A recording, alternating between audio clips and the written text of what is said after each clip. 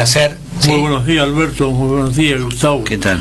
Muy buenos días a la audiencia. Bueno, lo estábamos escuchando a Ricardo, que es amigo personal y un muy buen tipo, que además por su timbre de voz nos recuerda Alfonsín, a su padre, ¿no? Sin duda. Y yo empecé el programa haciendo referencia a, a lo que significó el advenimiento de la democracia después de todas las situaciones que se vivieron y todo lo que representó Alfonsín en ese sentido, ¿sí? Que pasado el tiempo todavía cobra hoy mucho más valor.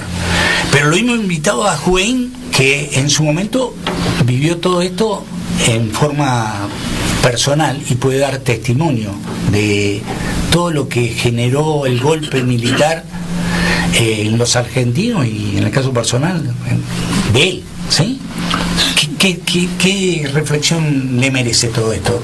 Digo, ayer fue 24 de marzo, nosotros esto deberíamos recordarlo siempre, pero estamos viviendo un proceso diferente, gracias a Dios. Lo que no podemos hacer es olvidarnos de todo eso, ¿sí? Sin duda. Bueno, el 24 de marzo, la fecha, calendario nos retrotrae en la historia a lo que sucedió en el país el 24 de marzo de 1976. Sí. Esa fecha se da en la historia del pueblo argentino un golpe militar contra el gobierno constitucional de María Estela Martínez de Perón. Y se instaura un gobierno dictatorial, sí. La Junta Militar, integrada por Videla, Agosti y Macera, integran una junta militar con fines bien claros y determinados, con pretexto, como siempre lo han hecho a lo largo y a lo ancho de la historia del pueblo argentino. ¿Cuál era el pretexto que ellos escribieron? Restaurar el orden en la República, luchar contra la subversión, derrotar la subversión, y a partir de allí establecer un sistema económico, social y cultural determinado. Esto eran los ejes. Vayamos por parte. ¿Tenía dificultades el gobierno de María Estela Martínez de Perón para gobernar? Sí lo tenía. ¿Por qué? Porque en el año 1974 acontece el 1 de julio la muerte del general Perón, que tenía un liderazgo que había mantenido desde 1945 hasta entonces, muy fuerte, aún en el exilio. Sí, sí. Todas las decisiones políticas e institucionales pasaban por allí. ¿Habían ocurrido otros golpes de Estado? Lo habían ocurrido. 1955, cuando derrotan a Perón.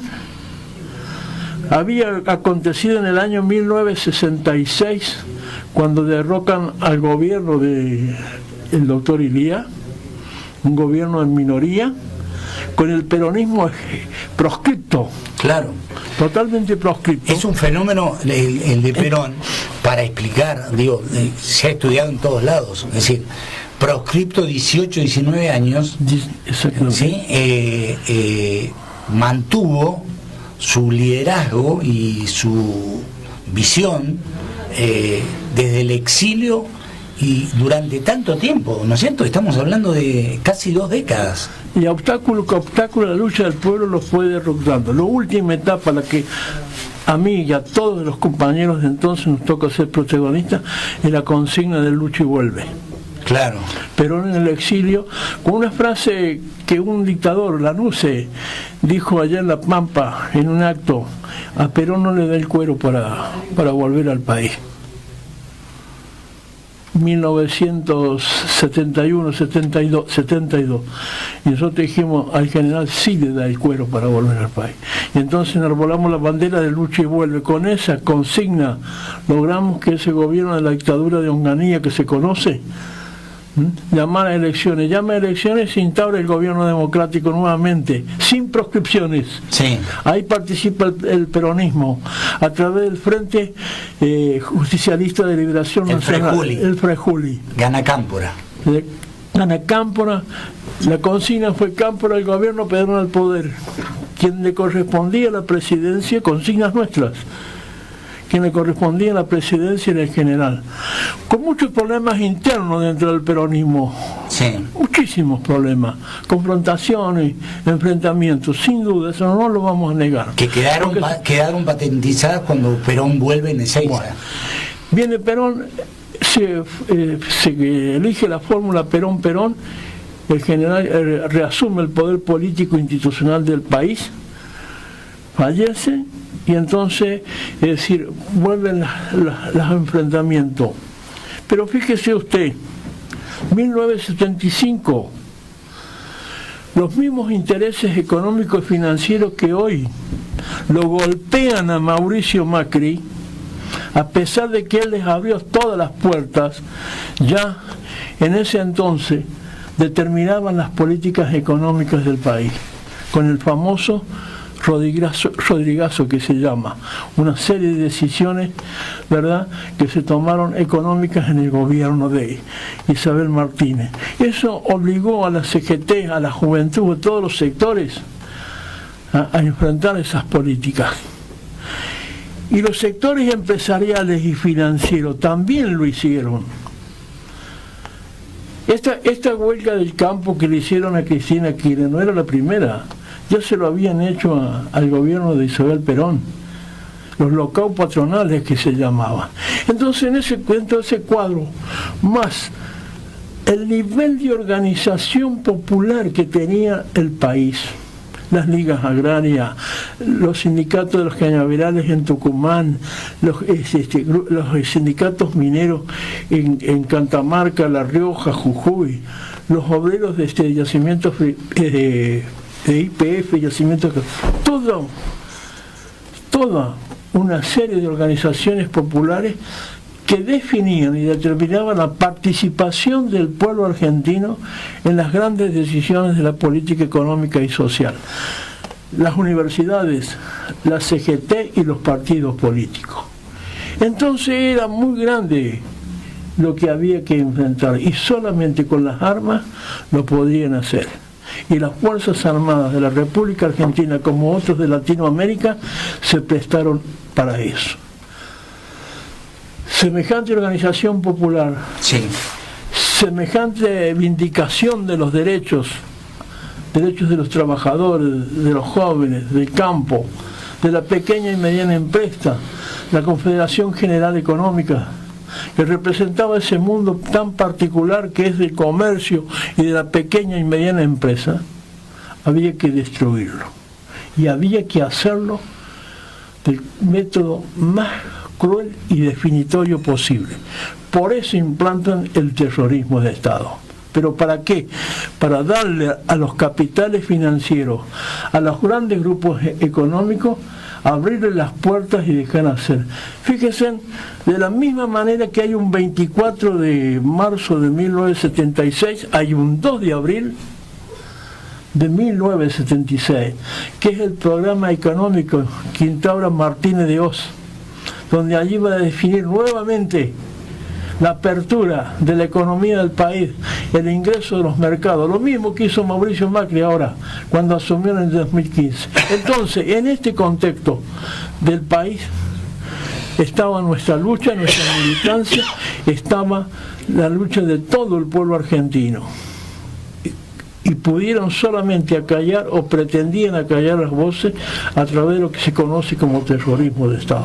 Por eso repudiamos ayer el golpe militar de 1976 y no queremos nunca más un golpe de Estado en el país, siempre democracia, y para recuperar la democracia miles y miles de trabajadores, miles y miles de mujeres como las Madres de Plaza de Mayo, vi como organizaciones de los derechos humanos, junto a los partidos políticos recuperamos la democracia en 1983, que resultó electo casualmente el doctor Raúl Alfonsín, el papá de quien hoy escuchábamos nosotros hacer estas reflexiones sobre este.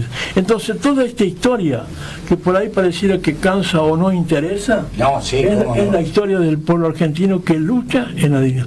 Ayer hemos recordado en Villa Mercedes ¿sí?, a través de distintos actos, este día de repudia a esta dictadura, ¿sí?, y el recuerdo permanente de una manera particular a los desaparecidos. ¿Usted cómo lo vivió esto? ¿Usted estuvo preso? Sí, a mí el 24 de marzo, a las 2:30 de la mañana, la personal de la Quinta Brigada me detiene en mi casa. ¿Usted yo era concejal, era integrado a la Juventud Peronista, sí. Era concejal en Villa Mercedes. Claro. ¿Sí? Acá estuve concejal de 1970. Por su condición de peronista. De peronista, integrante de la Juventud, para ellos era un delincuente subversivo. Ajá. Sí. Bueno, dejé que me... Fui interrogado, torturado, todas esas cosas. Dejé que me investigaran todo lo que quisieran, todo. Doctor, usted es especialista en Derecho. El Juzgado Federal, con la Cámara Federal de Apelaciones de Mendoza, en las causas, porque tuve como 4 causas, me zafaba de una, me ponían otra, zafaba de esa, me ponían otra. La Cámara Federal tuvo que expedirse en... Nunca apelé. La Cámara Federal de Mendoza se expidió que en la última causa que me involucraban, que era en la participación de la distribución de los elementos que la organización Montenegro había realizado con respecto a la liberación de los gerentes de Molino Fénix, de los MOR, fui sobreseído. Y que el hecho de que había sido investigado, así lo dice, así reza, no afectaba mi hombría de bien y honor de ciudadano. Entonces, condeno, pero no porque sea una cuestión personal, sino por el abuso de poder, lo terrorífico que queda. Siempre voy a condenar este hecho, este aberrante hecho que aconteció a partir del 24 de marzo de 1976 y que gracias por la lucha del pueblo, de todo el pueblo argentino, como lo dije, pudimos recuperar en el año 1983 el gobierno democrático. Gustavo. Wayne, luego de su etapa donde fue preso político, usted volvió en la democracia a ser concejal. ¿Esto es así? Sí, después volví, bueno, cuando nos liberaron, en mi caso yo salí en el 79-80, estábamos en las famosas listas negras, había que conseguir trabajo, era muy difícil para nosotros conseguir trabajo. Uno pensaba en irse al país, bueno, tenía la familia, no se podía, ¿verdad? Había otros compromisos. Bueno, yo tuve la posibilidad, había trabajado antes de ser concejal, porque yo vengo militando de Córdoba desde el año 1968, estuve en el Cordobazo, todo eso, ya no tenía espacio allá, me vine en el año 1972 a Villa Mercedes, formé la Juventud Peronista, estábamos en la plena recuperación de la democracia, y allí los compañeros me propusieron para ser concejal por la juventud. Recuperado en la libertad, ¿qué hago? Buscar trabajo. Bueno, primero de todo, de peón, de albañil, de esto, aprendiendo, no importa, ningún problema. Hasta que volví al frigorífico, porque yo había trabajado antes en un laboratorio de Buenos Aires. Hacíamos la extracción de los epitelios linguales para las vacunas antiaptosa. Entonces volví allí. La empresa me consideró, sabía que yo había estado preso, volví. Bueno, trabajamos en la reorganización del Sindicato de Trabajadores de la Carne, ningún problema. Y después volvimos a la militancia política plena, total, como no podía ser de otra manera, en ese entonces acompañando a las organizaciones de derechos humanos en la provincia, y plenamente identificado como peronista con los candidatos que el partido propuso en 1983 para recuperar la provincia. Bueno, logramos la gobernación con Adolfo Rodríguez Sá. En Villa Mercedes tuvo que esperar un tiempo. En ese momento gana Bonino. Y así seguimos. Y eso, con esa militancia de uno, el trabajo, moviéndose, tuve la posibilidad de, en el año 1988, recién yo volví a la administración pública. Después que hubo 2 quiebres del frigorífico, volví a la administración pública.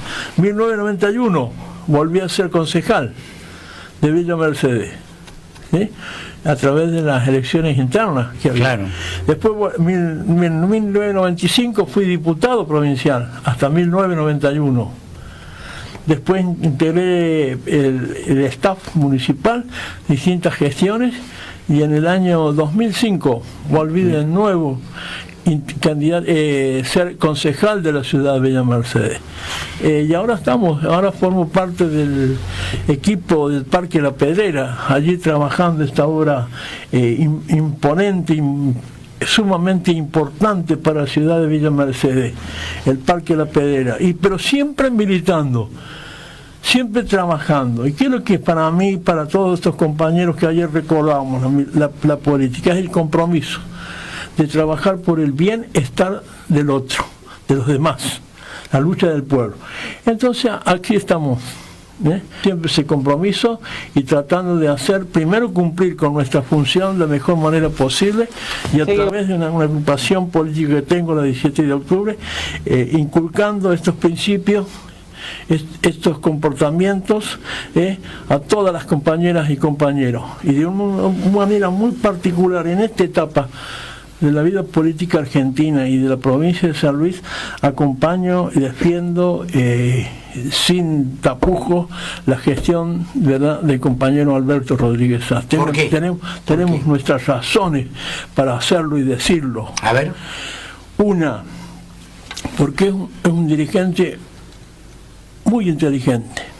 Y cuando me refiero que es muy inteligente, quiero decir que es el hombre capaz de saber entender, comprender y definir políticas para el presente de hoy de la provincia de San Luis y del futuro de la provincia de San Luis. ¿Sí?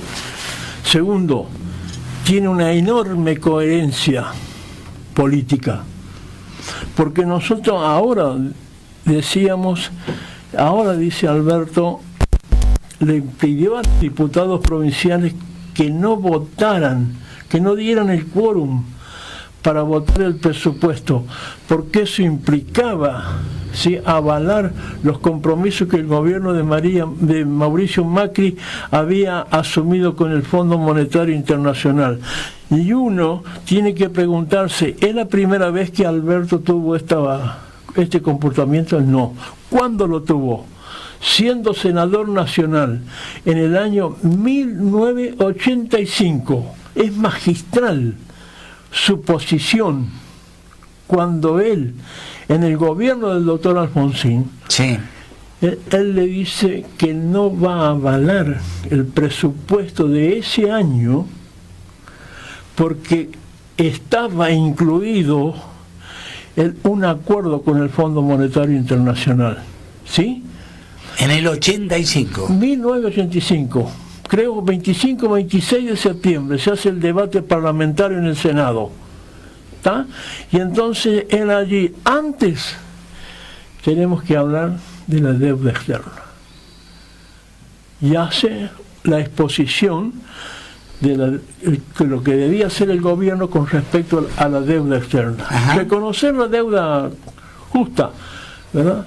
Pero no esta timba financiera que ha llevado al país a donde está hoy, situación de miseria y de pobreza. Segundo, cuando se plantea la reforma constitucional en el año 1994, que él propone otros temas importantísimos para el país, que fueran incluidos como artículos de la reforma constitucional y no un preacuerdo, algo acordado en cuatro paredes. Sí.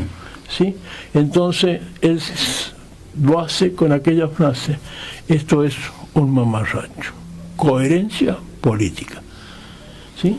Hoy se siguen debatiendo los mismos problemas y todavía los gobiernos nacionales que han transcurrido desde 1983 no encuentran una política, un proyecto de país para darle al pueblo la respuesta que éste requiere. Alberto Rodríguez Sá dijo allá por finales de 2017, cuando parecía que todo estaba terminado para el peronismo, hay 2019. Y con su trabajo, que me consta, porque he sido soy congresal nacional del Partido Justicialista, primero recuperó, junto a otros dirigentes, esa herramienta político-electoral que es el Partido Justicialista. Recreó la esperanza. Recreó la esperanza. Sí, hay 2019. Segundo, hoy se debaten nombres. Si Labaña, si si Macri, si Vidal, si Cristina Kirchner, nombres. El gran debate que merece Argentina, que necesita el pueblo argentino, es lo que propuso Alberto. Primero discutamos si tenemos posibilidades de construir un país distinto a las políticas que implementa Macri, bajo la consigna de que el límite nuestro es Mauricio Macri. ¿Y eso qué es lo que es el resultado? Eso se llama coherencia política. Porque los dirigentes, yo los escuchaba, la editorial de usted, Alberto y Gustavo, ustedes hablaban como el comportamiento de muchos dirigentes, ¿sí? Como ocurrió con San Luis, Sí. Con referencia a estos millones que se corren ahí, que yo te voy a dar si vos me apoyás, no me apoyás. Una locura. Una locura, pero bueno, la crisis del sistema liberal es tan corrupto que lleva a esto. E inconscientemente muchísimos dirigentes caen en esas posiciones, en ese sistema prebendario. Bueno, ahí cobra más valor el posicionamiento de Alberto cuando él decide no firmar el pacto fiscal. Dignidad. Entonces, un dirigente inteligente, coherente, un dirigente con dignidad. Sin duda. ¿Qué le habría convenido, no sé, que nos dieran 5 millones para desistir de los derechos que habíamos logrado como provincia? Claro. Como provincia, en la defensa de los derechos del pueblo de la provincia de San Luis. Era abdicar a todo. Y que la Corte Suprema, el Tribunal Supremo del país, y tanto que Macri se llena, o Elisa Carrió, que también hay que involucrarla acá, en estos debates, Sí. a la señora Elisa Carrió también hay que involucrarla en el análisis, porque hace mucho más daño de lo que habla con defender estas políticas, tanto que hablan de la República. Pues muy bien, si ellos dicen que la República, uno de los aspectos de la República es la división de poderes, que respeten la decisión de la Suprema Corte de Justicia y que nos devuelvan a la provincia de San Luis sin ningún trámite, inmediatamente, el dinero que por derecho nos corresponde. A ver, Gustavo. La verdad es que escucharlo hablar analizar la historia a partir de las palabras de Juverín es realmente muy profundo, a partir del análisis que hace de la coyuntura de antes del golpe, en el golpe, y la realidad de hoy, que es prácticamente la misma. Es decir, son las mismas armas utilizadas por el neoliberalismo de una forma u otra, pero que en definitiva terminan perjudicando al pueblo. Es exactamente lo mismo. Lo que hoy vivimos es maquillada la situación democrática, sin violencia, digamos, por una mentira, digamos, a partir de Macri, digamos, de que se entrelazó en el poder a partir de promesas que no se iban a poder cumplir, y que luego, tal como dijo usted, lo transformó en un programa económico que tiene la misma realidad que tuvo la dictadura militar. Exactamente lo mismo. Sin duda, el mismo objetivo, los mismos intereses. Y en ese contexto, decíamos ayer, los compañeros, junto a todo el pueblo peronista, junto a todos los partidos, que eran muchos y son muchos, que defienden esos intereses, que luchan y trabajan por el bienestar del pueblo argentino, ¿verdad? En la provincia de San Luis con Alberto se hace una realidad intangible. Allí está. Por eso él no se suma, digamos, al coro de si va a ser el candidato, el otro. No, él propone propuestas como los que va a hacer ahora en esta etapa electoral, porque estamos en una etapa electoral, ¿sí? para San Luis y para el país. Propone para San Luis seguir construyendo los sueños, las necesidades. Hay un montón de cosas que todavía no las conocemos, que las va a decir el próximo lunes, el 1 de abril, que las ha venido reservando precisamente para ese día, que es cuando se da comienzo al periodo ordinario de sesiones de la Cámara, y es cuando Alberto hace un raconto de lo que se hizo y de lo que se va a hacer.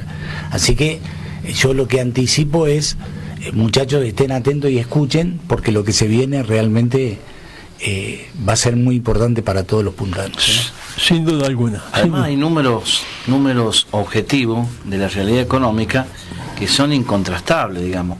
El tema de los índices de desocupación, que ponen otra vez a San Luis en la cima, digamos, de un 2,8 de desocupación, frente a una realidad nacional terrible y en otras provincias aún más grave, son números que son muy difíciles de digerir, pero hay que decirlo, son números que pone Macri, digamos.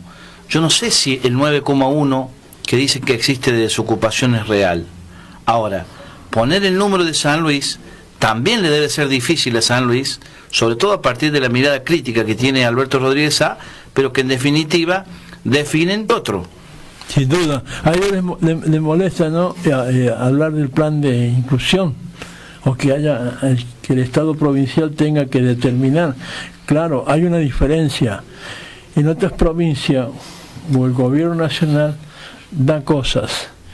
En San Luis, reconociendo la necesidad laboral, se instituye un derecho constitucional, el de la inclusión social. Claro. Y es la posibilidad que tiene el Estado provincial de darle una respuesta a esa persona, a ese hombre, esa mujer que hoy no tienen trabajo. Y si tanto les molesta a ellos, ¿sí?, los planes de inclusión social, a este gobierno nacional, ¿sí?, pues que nos devuelvan lo que con la lucha del pueblo de San Luis conquistamos, que es la ley de promoción industrial, que el gobierno la va a saber utilizar, y muy bien. Y que además hay un decreto que lo único que falta es reglamentar, ¿no? Digo, y por ahí sería bueno aquellos que tienen poder de diálogo con el gobierno y que acuerdan algunas cosas, que hubieran acordado eso también. A ver, Daniel, ¿cómo estás viviendo esto? Sí, la verdad que, bueno, nosotros Ahí está bien al medio. Nuestra agrupación, tener un dirigente de la talla del compañero Jubaín es muy importante, y poder escucharlo nosotros en la mesa con los compañeros, hablar de los temas de la Argentina, de la historia y del presente de la Argentina y de la provincia, es muy bueno. Ayer vivimos con mucha alegría junto a los jóvenes algunos actos, y algunos con dirigentes históricos, pero la verdad que, bueno, hay que trabajar en esto, mantener la memoria por lo que pasó y que no vuelva a pasar. Así que la verdad que muy contento, y bueno, siempre trabajando por el bien de la gente, por el bien del común del pueblo argentino, así que muy contento, la verdad que... Te quiero hacer esta consulta, se las hago los dos, pero vos fuiste secretario, trabajaste para esta administración de Mario Raúl Merlo. Todos nos sorprendimos frente a la actitud de Mario Raúl Merlo de darle la espalda al gobierno de la provincia, en pos de, bueno, un direccionamiento político que decidió tomar. Y también a partir de un acuerdo que Adolfo hizo con Macri, que hoy termina transformándose en nada, porque lo que le tocaba a Villa Mercedes, que era mucho, hoy se transforma en nada, porque cuando van a sacarse una foto con Frigerio les dice: muchachos, de los 150 que le habíamos prometido, le vamos a dar solamente 50, de los 50 únicamente 5, y se lo vamos a anticipar ahora, ¿sí? Es decir, que terminó entregando todo por 5 millones de pesos. ¿Qué reflexión te merece eso? Y la verdad que con la trayectoria que tiene el compañero Mario Raúl Merlo, es muy lastimoso, es muy triste que quede encerrado permanentemente en estas cosas que le van pasando por estar en un espacio y por tratar de defender algunos intereses que son más que nada de un sector, y lograr que, bueno, que queden atrapados en este gobierno neoliberal que está empobreciendo al pueblo argentino, poder estar pidiendo plata para resolver algunas cosas y encima que no se la den. La verdad que es muy triste. Daniel, uno, digamos, que está en las redes sociales, ve algunas cosas como el ataque de algunos funcionarios, es compañero tuyo, cuando vos le decís esto que estás diciendo ahora. El límite es Macri y en realidad los están engañando.